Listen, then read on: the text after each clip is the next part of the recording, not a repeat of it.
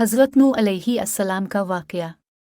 हज़रत आदम के दुनिया में आने के बाद उनकी औलाद दुनिया में खूब फैली फूली, लेकिन एक मुद्दत गुजर जाने के बाद वो लोग खुदा को भूल चुके थे और एक खुदा की बजाय उन्होंने मिट्टी और पत्थर के कई खुदा बना लिए थे।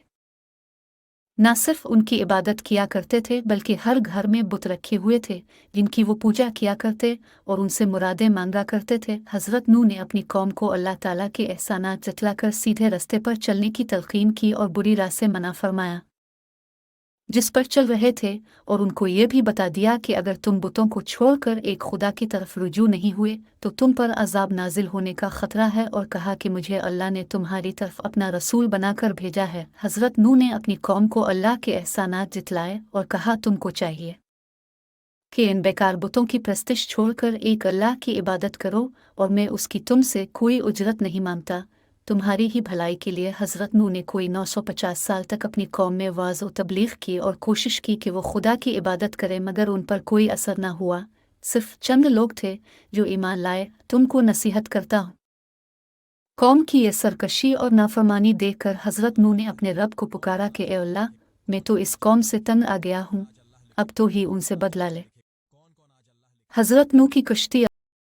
ताला ने हज़रत नूह को हुक्म दिया कि एक कश्ती बनाओ, और ये भी हुक्म दे दिया कि देखना अब किसी की सिफारिश नहीं करना, अब उन पर ज़रूर अजाब नाजिल होके रहेगा।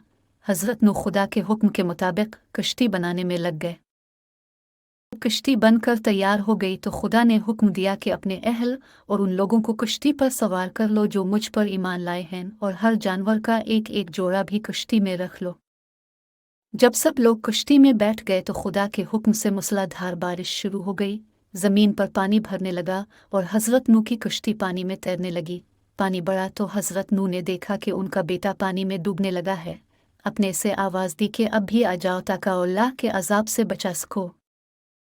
मगर उसने जवाब दिया, तुम जाओ, मैं किसी पहाड़ की चोटी पर चढ़कर अपनी जान बचा लूँगा। पानी था कि थमने का नाम ही नहीं लेता था।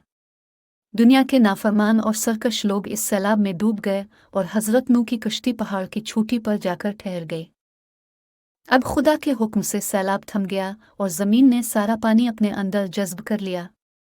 अब खुदा ने हज़रत नूह को हुक्म दिया कि कश्ती से उतर जाओ, तुझ पर और वो लोग जो तुझ पर ईमान लाए हैं उन पर हमारी रहमतें बरकातें नाजिल होंगी।